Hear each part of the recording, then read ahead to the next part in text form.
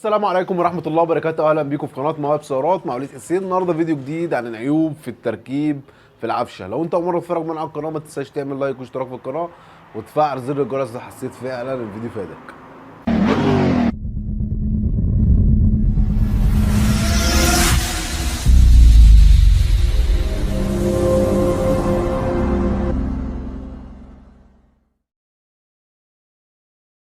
طبعا زي ما قلت لكم النهارده هنتكلم عن عيوب في التركيب في العفشة، في أجزاء العفشة. وطبعا انا عملت لكم فيديوهات كتير جدا في عيوب في التركيب. قبل كده اوريكم اللي فيه بارات راكبه يمين مكان الشمال، وتياش ميزان يمين مكان الشمال، ومقص قبل كده راكب يمين مكان الشمال او الشمال مكان اليمين. والنهارده في الفيديو ده طالع اوريكم برضك كارثه في التركيب. وهنا الغلط فيها مش الصنايعي. لو الصنايعي هو اللي مركب الجلب يبقى هو غلط في الصنايعي. لو الخراط هو اللي مركب الجلب يبقى عيب خراط او عيب الصنايعي الخراطه. وطبعا النهارده في الفيديو ده كانت المشكله دي كانت في عربيه لينوس، والعربيه دي كان فيها مشكله تخبيط، وكان مشكله وفيها مشكله عومان لما بتيجي سرعه تزيد فوق ال 80. وطبعا كان صاحب العربيه دي كان جاي لي وكان لسه مغير بيض مقصات ومغير جلب مقصات. طبعا لما انا رفعت العربيه وكشفت عليها اكتشفت اللي عنده الجلبتين الصغيرين بايظين. وطبعا انا ما كنتش اعرف هو عامل ايه، فقال لي قلت له جلب المقصات عندك الصغيره وحشه، فراح قال لي لا ده انا لسه ما كملتش 10 ايام مغيرهم. قلت له لا بايظين. اللي خلاني اعرف اللي هم بايظين ايه بقى يا جماعه، اللي الجلبه طالعه ما كانت طالعه من مكانها، يعني الوش بتاع وش الحديد كان طالع من مكانه من جنب واحد. وطبعا لما فكيت، تعالى بقى اقرب هنا كده، لما فكيت ايه اللي بقى الكارثه اللي انا لقيتها؟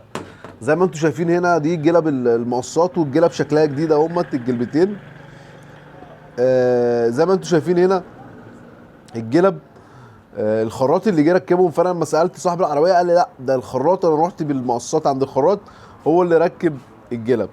زي ما انتم شايفين كده مجلخ الجلبه من النص علشان الجلبه تركب. طب ايه اللي يخلي صنايعي او يخلي خراط يجلخ كده الجلبه؟ طب كده الجلبه لما تتجلخ كده مكانها بوش. انا هوريكم دلوقتي دي جلبه سليمه ما فيهاش اي تجليخ ولا فيها اي مشكله، ما فيهاش اي تجليخ، والجلبه دي جديده لسه جديده نوفي. تعالى اخد لكم المقاس على الجلبه دي. زي ما انتم شايفين كده الجلبه ماسكه اهو. تعالى بقى نبص على الجلبتين دول. بصوا يا جماعه الفراغ قد ايه؟ الفراغ نص سنتي، نص سنتي. طب تخيل ده كده بقى المقص بيقعد ايه؟ بيقعد بالحركه دي كده الجلبه او المقص. طبعا الجلبه بتبقى ثابته عشان المسمار ثابت، ويفضل المقص يتحرك بالشكل ده يخلي العربيه ما تثبتش معاك وتعوم وتعمل معاك خبط وطقطقه في المطبات. بصوا يا جماعه، بصوا يا جماعه، ده غلطه كبيره جدا ممكن تدوخ صنايعي.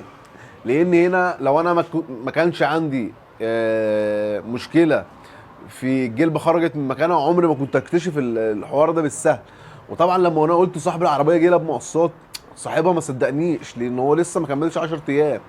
علشان كده بقول لك اللي ممكن كتير قوي ممكن تبقى في عيوب في التركيب او في عيوب في صناعه القطع الغيار تيجي بعد مثلا زي العربيه الاوبل اللي انا قلت لكم عيب من عيوب الخبيثه، اللي كان العربيه لسه صاحبها ما كملش شهر مركب عفشه كامله مساعدين ومقصات وبطاحات وتياش ميزان، كل حاجه كانت كامله.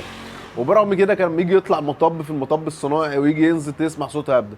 بعد كشف على العربيه وشمال ويمين والكلام ده مش لاقي حاجه بايظه. فكنت اول حاجه شاكك فيها ان المساعد هو اللي بيرزع مع الطلوع والنزول، بيرزع يعمل رزعه. فبدات ان انا انقل المساعد اليمين مكان الشمال، وقلت لو المساعد اليمين نقل معايا هو والبطاحه نقل معايا والصوت نقل معايا يبقى كده عيب مساعد او بطاحه. وفعلا بعد تعب ومشقه نقلت فعلا الجنب والصوت راح. ده عيب ايه؟ عيب قطعه غيار. هنا بقى بنتكلم على عيب صنايعي. عيب صنايعي ليه؟ لان يا جماعه الجلبه بتاعت اللانوس دي، تعالى قرب هنا، الجلبه بتاعت اللانوس دي جزئين. الجزء الداخلي ده الجلبه دي بتبقى طالعه يعني زي ما انتم شايفين هنا الجلبه اهي متساويه ما بين الكاوتش. هنا الجلبه دي طالعه ليه؟ لان الجلبه الحديد بتتحرك. علشان تقدر تركب الجلبه دي صح، عشان تقدر تركبها صح وتبقى 100 100. ما ينفعش تركب الجلبه كده، ما ينفعش تركب الجلبه كده، لا لازم تخلي الجلبه على الجلبه بالشكل ده كده، والمقص ينزل عليها من فوق بالمكبس. ليه؟ لان الودن دي او الورده دي ما بتخليش الجلبه الكاوتش تسحب من الجلبه الحديد. الجلبه الكاوتش ما تسحبش من الجلبه الحديد دي في عربيات اللانوس بالذات. اصعب جلبه بلحه بتاعه اللانوس، لان اللانوس زي ما قلت لكم جزئين، الجلبه جزئين، الحديد لوحده والكاوتش لوحديه، مع تركيبك في المكبس لو انت ركبتها بالعكس الجزئين دول بيتفكوا من بعض. غير اي جلبه تاني، الجلبه البلحه والجلبه البلحه هي صب في الكاوتش، دي مش صب، دي على نظام جزئين. انا حابب ان انا اقول في الفيديو ده خلي بالكم كويس جدا وانت ما بتيجي تركب حاجه، لان قبل كده وريتكم بردك عيوب في التركيب في التوكيل، والفيديو ده انا مسحته لان حصل عليه مشكله في خلال كام ساعه، حصل عليه مشكله. كانت عربيه مركبه جلب غلط، مركبه جلب مقصات غلط وفي التوكيل، وعملت فيديو وناس كتير قوي اتفرجت عليه، والفيديو ده انا مسحته بسبب اللي كان هيعمل لي مشاكل. فطبعا وريتكم قبل كده اللي البارات اليمين مراكبه مكان الشمال، ووريتكم قبل كده تياش ميزان مراكبه تيش الشمال راكب مكان اليمين، ووريتكم قبل كده المقص بتاع الانتر نيو الانترا اللي كان مركب مقص غلط علشان يركب مقص في جنب وهو ما عندوش الجنب ده. فهنا لازم تخلي بالكم، ولازم تبقى واثق في الصنايعي اللي انت شغال معاه علشان ما يلبسكش في مشكله اكبر. ليه بقى مشاكل؟ لان كتير بيولد عليها حاجات زي كده. الناس كلها معظم، طب انا المشاكل دي بتجيلي ليه يا جماعه؟ المشاكل دي بتجيلي واحد مثلا عمل شغل هو بقى له 10 ايام، جالي ليه؟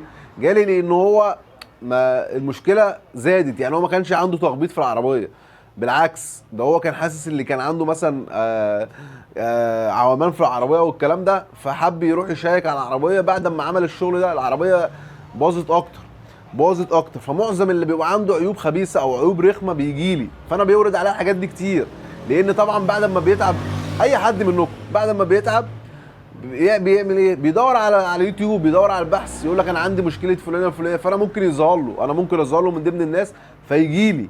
علشان كده بقول لك خلي بالك لما تيجي تركب جزء لازم تبقى عارف القطع الغيار اللي انت بتركبها دي اول حاجه قطع غيار اصليه مضمونه، شركه معروفه. لان برضك قبل كده النهارده مثلا امبارح كان عندي عربيه فيرنا مركبه بيض مقصات، هات البيض المقص ده اهو زي ما انتم شايفين يا جماعه، ده بيض مقص جديد اهو، تعالى قرب هنا اهو، بيض مقص جديد. واوريكم مركب البارات سي تي ار مضروبه، ودي بيض مقص مكتوب عليه كوري، اقسم بالله البيضه اهي لو زي ما انتم شايفين البيضه جديده. هات البيضه الثانيه، هات البيضه الثانيه عشان الناس تصدق، دي بيضه يا جماعه بيض مقص اهو جديد نوفي، بيض مقص جديد نوفي. وهوريكم البارات واوريكم البيضتين مع بعض زي ما قلت لكم. دي ادي البارات اهي، دول البيضتين المقص هم يا جماعه جداد اهو والله العظيم زي ما انتم شايفين في الفيديو.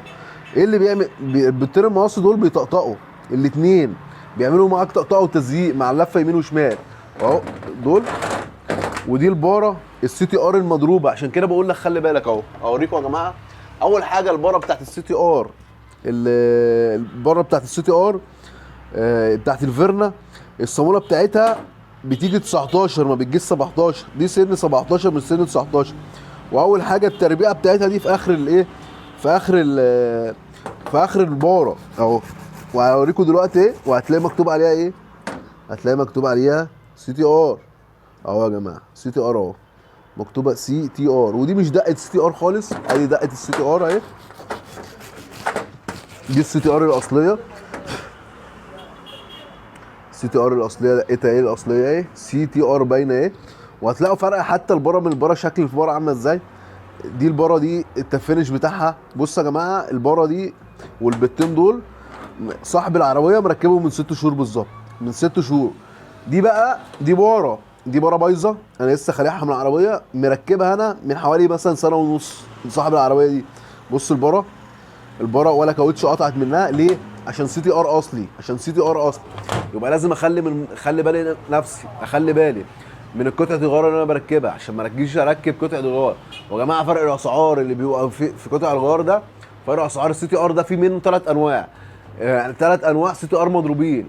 لغايه السي تي ار الاصلي. يعني في سي تي ار مضروب درجه رديئه جدا، وفي سي تي ار درجه وسط، وفي سي تي ار الاصلي. لازم تاخد بالك من النقطه دي كويس.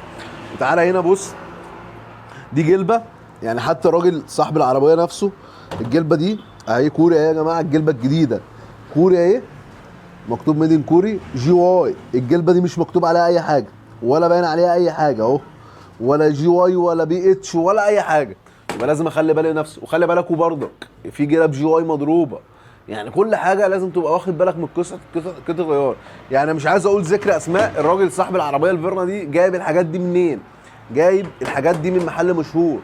المحلات المشهوره يا جماعه ممكن في محلات تقدر تاخد منها حاجه مضمونه ومعروفه، وممكن يدخلك في وسط الحاجات دي شويه حاجات مضروبه، عشان طبعا هو بيحرق اسعار. فانا حابب ان انا اقول لك على القصه دي. خلي بالك من المنتج او من القطع اللي انت بتجيبها، وخلي بالك من اللي بيركب لك، لان ممكن اللي بيركب ممكن يركب لك زي ما قلنا تياش الميزان قبل كده. وريكم في تياش الميزان عربيات النيو اكسنت كان مركب الشمال مكان اليمين، عاكس الميزان، مركبه قلبه من بره. الميزان مفروض من ناحيه المقص، لا هو مركبه من ناحيه الباره. فلما كان يجي يكسر شمال او يجي يكسر يمين صاحب العربيه، ايه اللي بيحصل؟ الباره الداخليه بتزنق ما بين ايه؟ ما بين التيش. ووريكم بردك العربيه اللي ان 17 كانت راكبه بره اليمين مكان الشمال. ووريكم قبل كده المقص بتاع النيو اكسل، النيو الانترا الاتش دي مركب مقص، مركب المقص اليمين مكان الشمال. فدي حاجات كلها تعمل معاك مشكله. ما تخلكش يعني صاحب العربيات الان 17 انا بقول لكم الباره دي ركب البارات دي في مركز معتمد شغال في النيسان بس.